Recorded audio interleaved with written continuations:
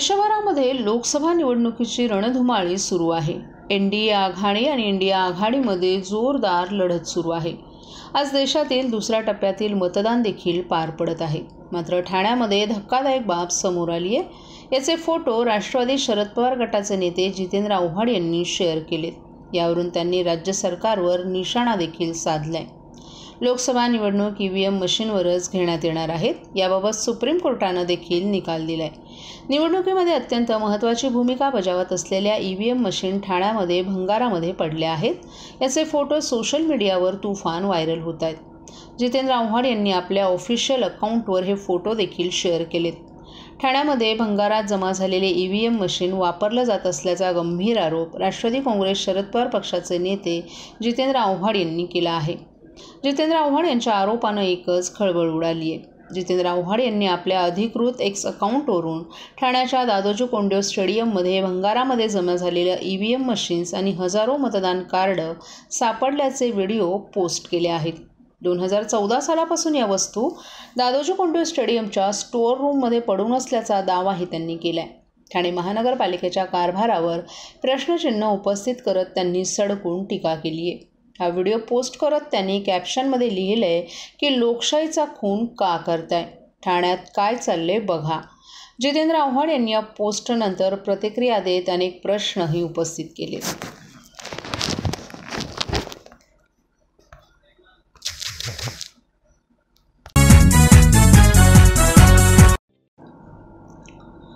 लोकसभा निवडणुकीची 5व्या टप्प्याची सुरुवात झाली असून शुक्रवार 26 मे पासून उमेदवारांचे नामनिर्देशन अर्ज भरण्यास सुरुवात होणार आहे। अवघे 5 दिवसच उमेदवारांना हे अर्ज भरता येणार असून सुट्टीचे दिवस वगळून उमेदवारांना उमेदवारी अर्ज भरता येणार आहेत। तसंच जिल्ह्यातील 3ही लोकसभा मतदारसंघाची संपूर्ण तयारी झाली असून संपूर्ण निवडणूक विभागाची टीम सज्ज झाली असल्याचं ठाणे जिल्हाधिकारी अशोक शृंगारे यांनी ठाण्यातील नियोजन भवन येथील पत्रकार परिषदेत सांगितलं। जिल्ह्यात 25 ठाणे, 24 कल्याण आणि 23 भिवंडी असे 3 लोकसभा निवडणुकीचे मतदारसंघ आहेत। 5व्या टप्प्यात ठाणे जिल्ह्याची निवडणूक होत आहे। या 3 मतदारसंघात 26 एप्रिल ते 3 मे सुट्टीचे दिवस वगळून उमेदवारांना निवडणुकींचे अर्ज भरता येणार आहेत। तर 4 मे रोजी छाननी आहे। 6 मे रोजी उमेदवारांना अर्ज मागे घेता येतील आणि 30 तारखेला मतदान होणार आहे। तसंच मतमोजणीचा दिनांक 4 जून असणार आहे। अर्ज भरण्याच्या ठिकाणाहून 100 मीटर अंतरातील परिसरात 3 गाड्या आणि उमेदवार सोबत 4च जण उपस्थित राहण्यास परवानगी आहे।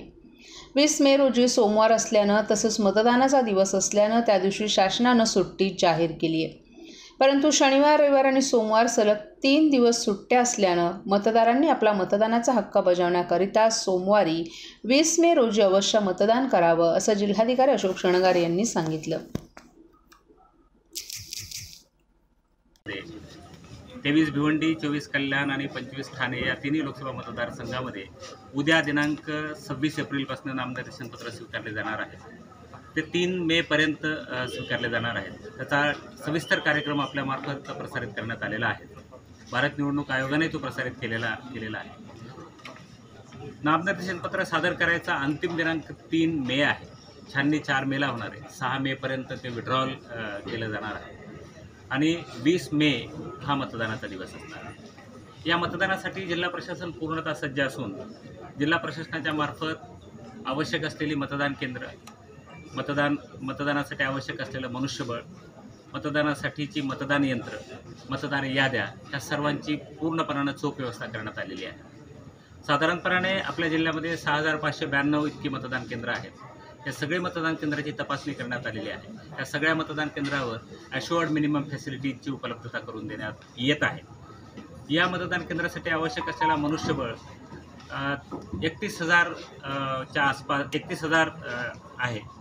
त्याशिवाय वेगवेगळ्या निवडणुकीच्या संदर्भामध्ये काम करणारे जे कार्यालय आहेत त्यामध्ये 11,000च्या आसपास मनुष्यबळ काम करतो। तर एकत्रितपणानं जिल्ह्यामध्ये निवडणुकीच्या संदर्भामध्ये काम करणारं मनुष्यबळ विचारात घेतलं तर साधारणपणे 42,900 इतकं मनुष्यबळ याच्यामध्ये काम करतं। निवडणुकीच्या कामामध्ये वेगवेगळ्या स्वरूपाच्या कामामध्ये काम करते। सर्व नागरिकांना आवाहन करण्यात येत आहे की सध्या डासांमार्फत पसरणाऱ्या डेंग्यू या आजाराचा प्रसार रोखण्यासाठी प्रत्येकाने पुढीलप्रमाणे कार्यवाही करावी. डेंग्यू आजार एडिस इजिप्ती हा डास चावल्याने होतो. या डासांची पैदास साचलेल्या किंवा साचवलेल्या स्वच्छ पाण्यामध्ये होते.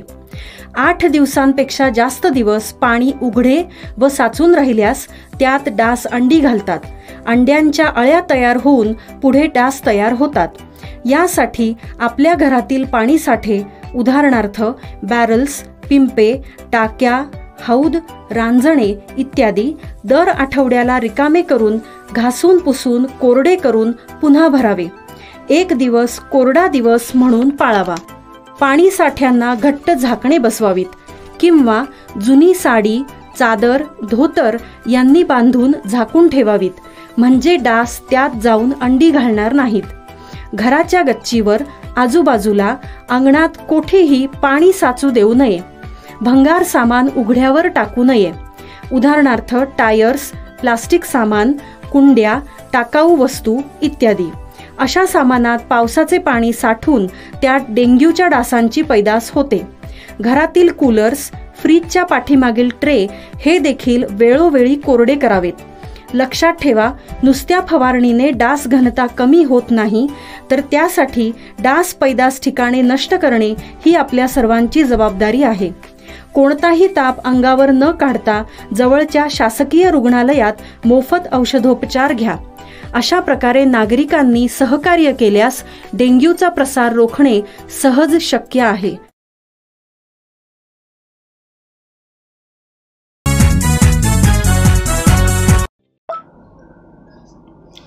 ठाणे महापालिकेच्या प्रदूषण नियंत्रण विभागानं शहरातील हवेच्या गुणवत्तेची तपासणी केली असून यामध्ये शहरातील हवेचा गुणवत्ता निर्देशांक 65 ते 85 दरम्यान असल्याची माहिती समोर आली आहे. हवा रोखण्यासाठी पालिकेनं केलेल्या उपाययोजना आणि त्यातच वातावरणात झालेले बदल यामुळे शहरातील खालवलेला हवेचा स्तर आता काहीसा सुधारताना दिसून येत असून ठाणे शहरातील हवा गुणवत्तेची नोंद आता समाधानकारक गटात झाल्याचं दिसून येत आहे. गेल्या वर्षी दिवाळीच्या काही दिवस आधी मुंबई, ठाणे तसंच आसपासच्या शहरातील हवेच्या गुणवत्तेचा स्तर खालावला होता. त्याच्या मुंबईचे न्यायालय घेऊन उपाययोजना करण्याचे निर्देश दिले होते. त्यानुसार ठाणे महापालिकेनं बांधकाम प्रकल्पांना नोटिसा बजावून धूळ प्रदूषण रोखण्याच्या सूचना दिल्या होत्या.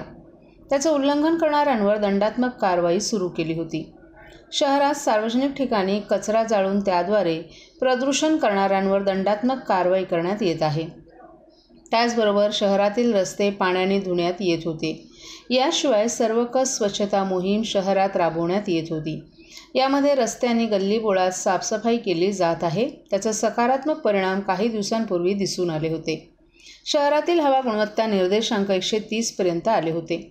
यामुळे हवेची नोंद मध्यम गटात झाली होती. त्या पाठोपाठ आता शहरातील हवेचा गुणवत्ता निर्देशांक 65 ते 85 दरम्यान असल्याची माहिती समोर आली आहे.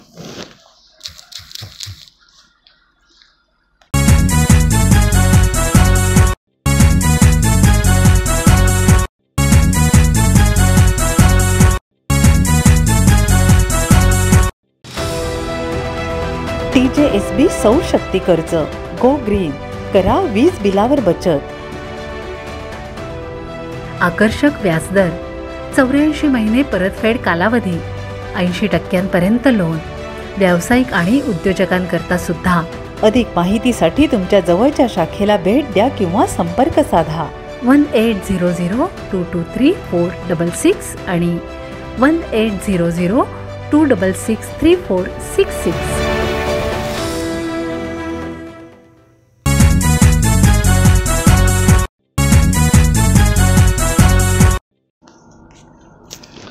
एकीकडे कळवा रुग्णालयाचं नूतनीकरण होत असून पेपरलेस ते सुपर स्पेशालिटी रुग्णालयापर्यंत अद्ययावत बदल घडत असताना कळवा रुग्णालयाच्या मागील बाजूस पडलेल्या भंगार सामानामुळे रुग्णालयाचा कोंडवाडा झाला असून या भंगाराचं करायचं काय असा सवाल रुग्णालय कर्मचाऱ्यांपुढे पडला आहे. गेली अनेक दिवस हा भंगार या परिसरात पडून राहिल्यानं डासांचं प्रमाण वाढले. त्यामुळे रुग्ण बरा होण्याऐवजी त्यांच्या आजारात भर पडत असल्याच्या तक्रारी रुग्णांच्या नातेवाईकांकडून केल्या जात आहेत. ठाण्यातील कळवा परिसरात असलेल्या छत्रपती शिवाजी महाराज रुग्णालय आता काट टाकत आहे.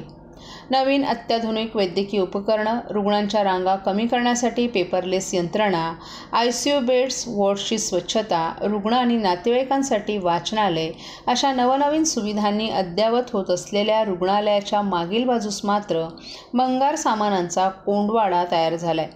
रुग्णालयातील जुनं फर्निचर, खाटा, टेबल, खुर्च्या, लोखंडी जाळ्या, कपाट आदींचा भंगार येथे वाटेतच अस्ताव्यस्त ठेवण्यात आल्यानं या समोरच असलेल्या वॉर्डमध्ये या भंगारांमुळे मच्छरांचा उपद्रव वाढला असून रुग्ण बरा होण्याऐवजी त्यांच्या आजारात भर पडत असल्याच्या तक्रारी रुग्णांच्या नातेवाईकांकडून केल्या जात आहेत. हे अनावश्यक भंगार सामान अडगळीतून काढून त्याची लवकरात लवकर विल्हेवाट लावण्याची मागणी नागरिकांकडून केली जाते. एकीकडे रुग्णालयाचं रुपडं पालटत असताना या भंगारचं करायचं का असा सवाल येथील सफाई कर्मचारीही करत आहेत. वरिष्ठांकडून या सामानाच्या विल्हेवाटीसाठी कोणतेच आदेश किंवा कार्यवाही होत नसल्यानं ते तिथेच अनेक दिवस पडून असल्याचं काही कर्मचाऱ्यांनी खासगीत सांगितलं.